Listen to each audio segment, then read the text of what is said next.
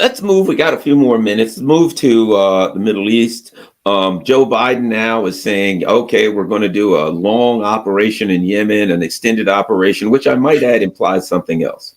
The Yemen Ansar Allah group has said that, we're going to fight until such time as, they bring in food and things like that. And they, stop what's going on with the Gazans. My understanding, I'm not sure if they said until they bring in food supplies or they stop the fighting. But at any rate, they gave a definite, this is what will cause us to stop what we're doing.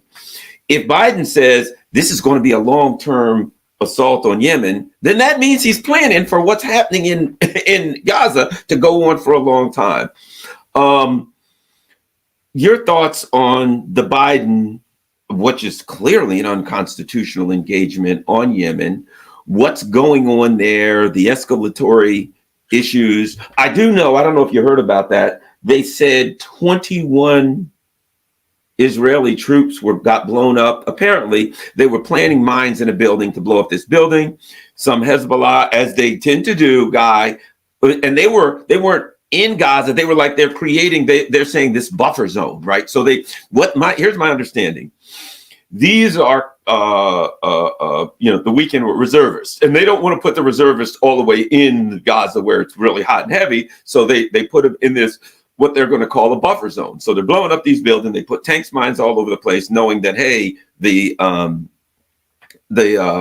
Hamas fighters can't get them there. Yeah, apparently that was an error. One of the Hamas guys, apparently one guy pops up with an RPG and shoots in, but they're loaded to the gills with mines. He hits the mines, a friggin' block or something goes up, and they lose.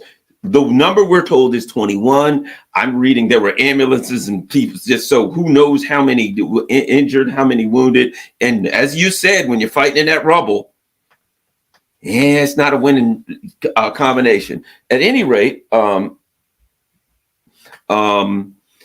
thoughts on the current state of affairs? I don't know if Americans realize, but the U.S. Navy fought an engagement against the Houthi yesterday and lost. It was an operation where several U.S. naval destroyers were to form a do a screening operation. And 2 U.S. flag container ships manned by U.S. merchant marines carrying U.S. military equipment were going to run the gauntlet, screened by the destroyers. So it's a military operation. And by the time the battle was done, the U.S. Navy had withdrawn and the 2 ships had turned around and retreated from the air. We lost. We lost a stand-up fight against the Houthi. We failed to accomplish the mission. Not only that, but the 2 companies that own these ships, U.S. flag merchant marine ships, said, we're done. We're not going to run the gauntlet again because the U.S. Navy can't protect us. And so they're done. It's the Houthi right now. The southern Israeli port of Eilat is empty. There's no ships there. They're losing billions of dollars. The Houthi have done something that the United States claimed could never be done. They've denied freedom of navigation to America and its allies in one of the most important, one of the most strategic waterways in the world, the Bab al-Mandeb. I think I've been butchering that for a long time, but the other thing it proves is that all along the United States has said that it could keep the Strait of Hormuz open. You know that. You remember that?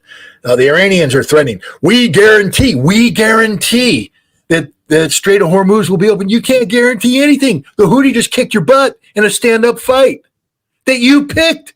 You designed, we, America, designed this battle. We said, this is how we're going to do it. We're going to screen. We're going to run a gauntlet, and then shoot it up through there, and they're going to protect them. And we lost. The Houthi beat us. That means that we can't guarantee international shipping, that international shipping will be accessible to us in war. This has implications beyond just Israel, Garland. This is I'm thinking about the Taiwan Straits. China. Well, understand this. If we go to war against China, we will lose. economically and militarily. And it won't just be limited to China. Every single strategic strait in the world will be denied to us, because what we've been shown is that our Navy is a legacy Navy using old Cold War era tactics and equipment that can't handle modern reality. So this is devastating for Israel.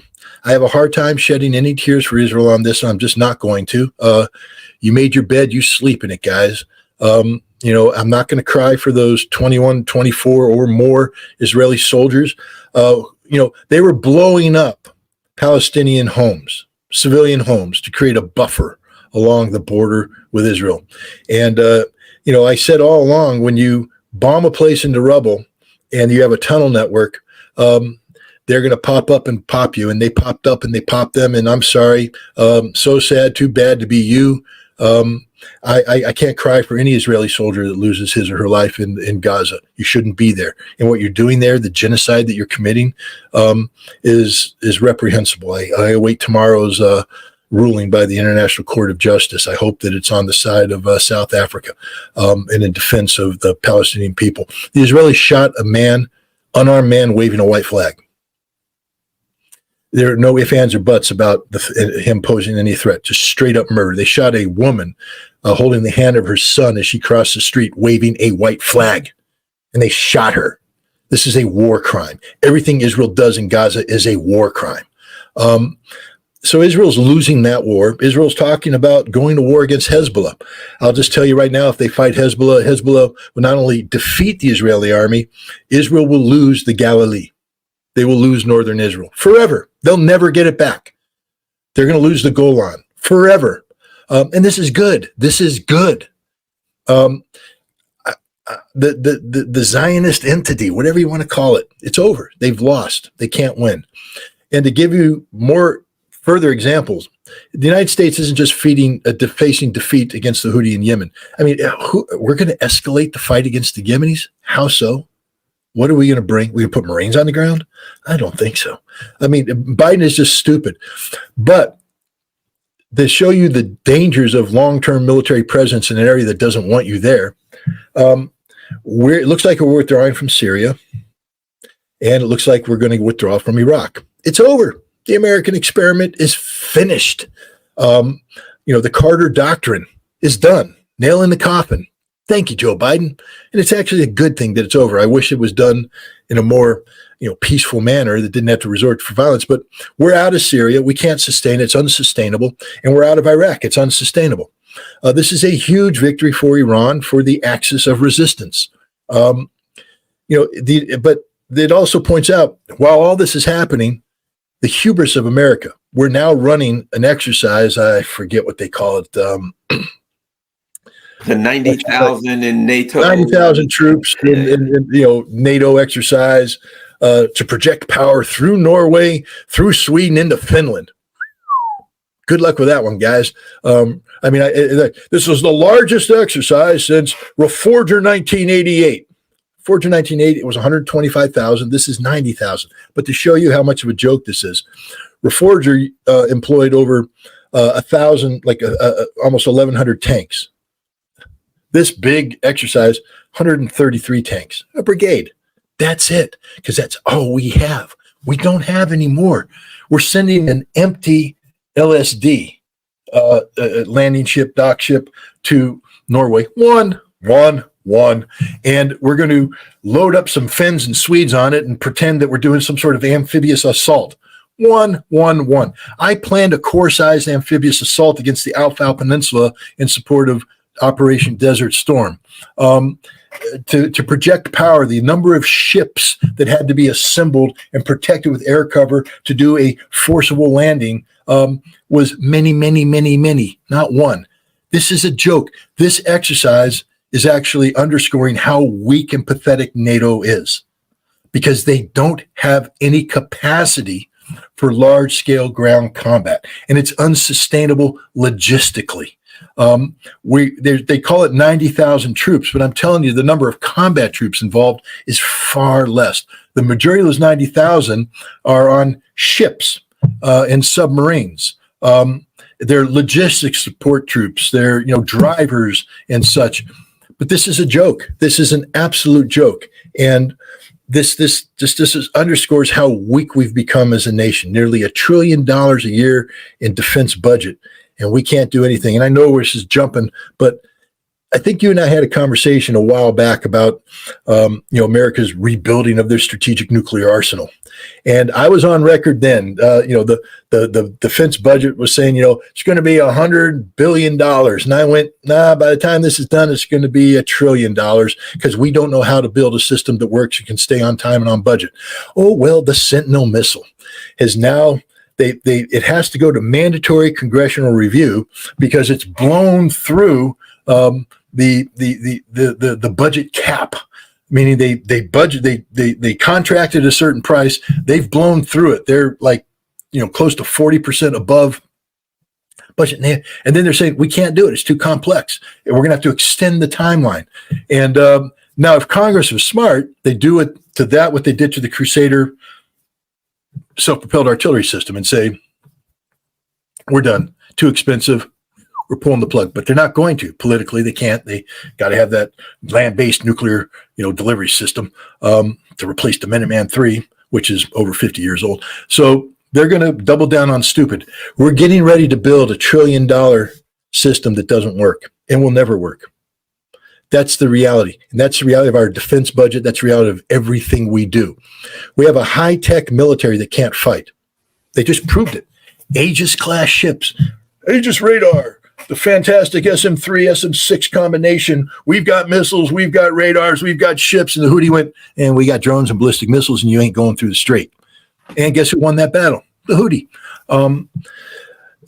America, the empire is run its course. And I hope that we find a way to peacefully retrograde back to our soil and begin looking to heal ourselves here in America and spend that money where it needs to be spent, like maybe securing the southern border, maybe helping out with the homeless issue. Nice education plan would be good. Healthcare would be nice. Infrastructure. God, there's roads and bridges around Albany, New York. You're just going, oh my God, when are they going to repair it? Well, they need federal money. There ain't no federal money because we want to send $68 billion to the Ukrainians. We've lost, Garland. We've lost. And that's the takeaway here is that not just we, but anything we touch gets diseased and dies. I hope to God the Taiwanese are looking at this saying, don't touch us. Don't touch us. We don't want any of this. I did want to ask you before we go. I was watching a video the other day where the Brits had become the Keystone Cops. It was in Bahrain, and there was like a British ship, and there was another one trying to turn around, and he slammed into him. Yeah. He couldn't turn the ship around. He slammed into another ship and caused massive damage to it. I recall, I'm sure you read this, where one of their nuclear subs, the bolts had come out and they used super glue. Anybody can search it right now. Literally, the UK, the bolts came out on their nuclear reactor. They held it together with super glue. They had another ship where they didn't put the propeller shafts in correctly and they were offset or something and the darn thing wouldn't run. It seems to me, and of course, we're reading about the German economy. It seems to me that Europe is in collapse, economic, military. People are saying, well, NATO step in. NATO, not just NATO, Europe is in total collapse. And at some point, I think the people are going to realize it and freak out. Anyway, Scott, since we're at the end, your last thoughts on that. Well, let's just stay with the British military. I mean, they've got this new secretary or minister of defense, Schatz or whatever his name is. He's out there just spewing crap. And he has generals saying the same thing. We got to be prepared to fight. We got to do this. They have an aircraft carrier in port that can't go to sea. One, they don't have enough men to man the carrier. Two, they don't have any ships to sustain it at sea because a carrier is like a giant floating city. So while it's out there in the middle of the ocean, it doesn't have a farm. It needs to get food and supplies brought to it. They don't have sustainment ships that can go out to it. So they built this carrier that can't go anywhere. They had to retire 2 destroyers to take the crews off so they could man one new frigate. And even then, they don't have sufficient manpower for sustained deployment operations. The British Army continues to shrink. They're down to 74,000 troops. It's going to drop to 56,000 in the near future. And nobody's joining. Nobody wants to join. They have a recruiting problem in the Navy. That's why they're running out. And yet Britain's out there talking about we're going to be fighting Russia in 20 years and all this nonsense. Germany is a dying country as we speak. It's dying politically. It's dying economically. It has no military to speak of, none.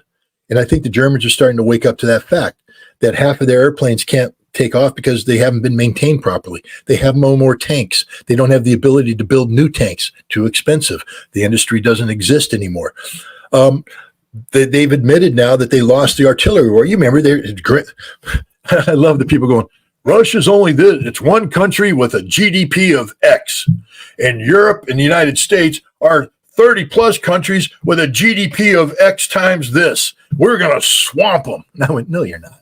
Because X works. X plus whatever it is, don't work. And now that it's turned out, they said we can't do it. Russia's solved the ammunition problem. They're cranking out millions of rounds. They've ramped up. They're doing everything right. And in the West, we still haven't even begun to produce, and we're not going to because we can't. We are a dysfunctional society. We're the greatest thing in the world since sliced bread. We're the shining city on the hill. We don't work anymore, people. We don't work. We don't function the way we're supposed to. It's a sham. It's all a joke. $1 trillion a year to a U.S. military that can't win a war against the Houthi. It's that bad. And all of Europe's that way. That's why this exercise that they're running is just a joke and a half. If I were the Swedes, I'd immediately cancel my effort to join NATO because it's going to bankrupt. Mark my words, this interview today, January 25th, 2024, Scott Ritter is saying that joining NATO will destroy Sweden economically. They can't afford to join NATO because right now they have a very, very small military. This exercise is going to come through, and the first thing that's going to happen in the exercise is they're going to realize that this strategic line of communication connecting Norway through Sweden to Finland to reinforce the northern front that we just created by bringing Finland into NATO, they're going to go, can't sustain the traffic flow. So they're going to have to build up the infrastructure. We're talking billions of dollars to create a line of communication, which when the war starts is going to be destroyed by the Russians on day one. Day one. This is stupidity in the extreme, Sweden. You're going to go bankrupt. Your economy will not survive NATO membership, nor will Finland's. You're going to find out with this exercise that NATO can't do anything that it says it can do. They're going to lie about it, spin it, and all this stuff. But the reality is the post-exercise roundup, when everybody goes in, they're going to say, well, what needs to be done? And the laundry list of what's going to need to be done to bring NATO up to standards is going to be too long, too expansive, and too expensive. This is the reality. NATO is finished. It's over for NATO. It may last another 10 years, but NATO has killed itself because it can't afford to be what it wants to be, even though there's no need for it to be that. Russia's not going to attack NATO. It just isn't in the works. But you can't have this conversation today because nobody wants to have it. The Russophobia that's gripped this nation has blinded people to reality. It's USA, USA, USA. Look, you're not going to find a more patriotic person than me. Garland, I know you're a patriot too. We love our country and we'll put it all on the line for our country. But being patriotic doesn't equate to being stupid or blind. The best patriot's a thinking patriot, someone who takes a look at the facts, someone who is grounded in values and principles set forth in the Constitution that's supposed to define us, who we are as a people. And a true patriot recognizes when we have deviated so far from course that the number one priority of America is to redirect ourselves back on track to who we want to be and not lie about things, not distort things. Russia is not our enemy. Straight up said it. Russia is not our enemy. But if we want to make them our enemy, then Russia will be the worst nightmare we've ever had because we ain't going to beat Russia any day of the week. Scott Ritter, everybody, don't forget, go to scottritterextra.com. That's scottritterextra.com so you can see all of Scott's good works. And while you're there, look, all of the book writing and going to Russia and all of those things are very expensive. Certainly there's, I don't hear him barking, but there's some any barking or meowing, but I do know there's some animals over there and they're always hungry. And having had pets for many years, I can tell you, it gets expensive to keep them fed. So help Scott. Go to scottritterextra.com. There you can contribute to the cause, you can donate, and you can help keep Scott going. Thanks a lot, everybody. Scott Ritter, thanks a lot, man. Certainly appreciate it. Thanks. All right. Okay, thanks a lot, Scott. Guys, don't forget, share this on all your social media platforms if you have an opportunity. If you can, you see Buy Me a Coffee and all that stuff, Cash App and all that stuff going across the bottom. If you have opportunity to donate, I certainly appreciate it. Go to, I'm on Rumble and I'm on Rockfin, so make sure you go to both places and become a member. Just in case they throw me off YouTube, then you know where to find me on Rumble and Rockfin. Make sure everybody on YouTube has to go to Rumble and be and follow my channel on Rumble and Rockfin. Of course, doesn't cost a thing to join. However, you can become a contributor. It's $14.99 a month if you choose. And here and there, I will do some of my videos that will be premium for contributors only. Not that many, but here and there. So I certainly appreciate it. If you can't, just become a member. Thanks a lot, everybody. I'm out. Thanks a lot for Scott. Scott will be here every week and as much as he can. So thanks to you guys. Have a great day. And don't forget, share this on all your social